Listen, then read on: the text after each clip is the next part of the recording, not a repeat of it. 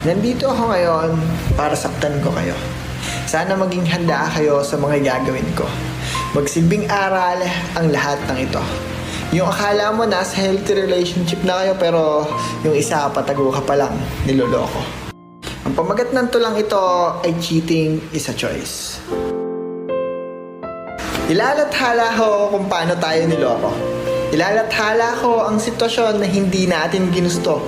Kung sino pa yung totoo, siya pa mismo ang iniiwan at niloloko.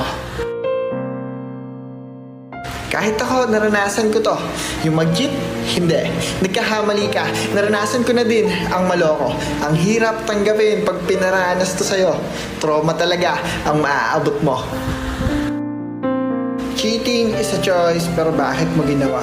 Daming pwedeng piliin, pero bakit panluloko pa? Tsaka bakit mo siya pinili kung lolokohin mo din pala? Huwag kang pumasok sa isang relasyon kung hindi ka pa handa. Wrong mindset sa mga taong mapanakit. Akala mo, hindi pangit. Makontento ka kung ano ang meron ka. Makontento ka sa isa. Huwag ka nang maghanap pa ng iba para hindi ka na makasakit pa. Pero ang sabi ko nga, walang nagmamahal ng hindi nasasaktan. Lahat tayo, ito ang mararanasan. Kahit sobrang tagal nyo na, dadating talaga sa punto na kailangan nyo makipagsapalaran. May kasiyahan, may kalungkutan, syempre may damayan, tawanan, at di mawala dyan ang debatehan. O kaya mga pinag-aawayan, madaming samot-saring pagsubok ang ating matutunghayan hanggang sa hindi na alam ang kahihinatnan. Tayo pinapatatag ng panahon sa mga binibigay sa atin na sitwasyon. Alam nyo, maging matatag lang palagi at isipin ang bawat desisyon para hindi magkamali sa mga gagawing aksyon. Alamin mo ang tunay na kahulugan ng pagmamahal. Parami ng parami ang pagsubok habang tumatagal. Pati nga sa'yo mismo, siya na ay nagiging sagabal. Sa estadong pati ang iyong kinasanayan, kanyang tinatanggal. Madami ka nang hindi dapat gawin tulad ng kanyang pinagbabawal.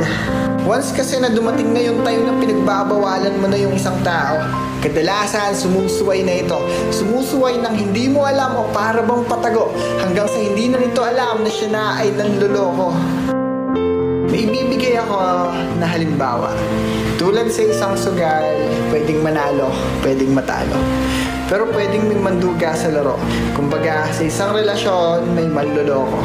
At ito, yung tinutukoy ko. May dadagdag ako, cheating is a choice, not a mistake. Hindi ito pagkahamali, huwag mo nang itanggi. Parang niloko mo na lang din ang iyong sarili. Kailangan ko sa inyong ipaintindi na akala mo ito ay tama pero totoo, ito ay mali.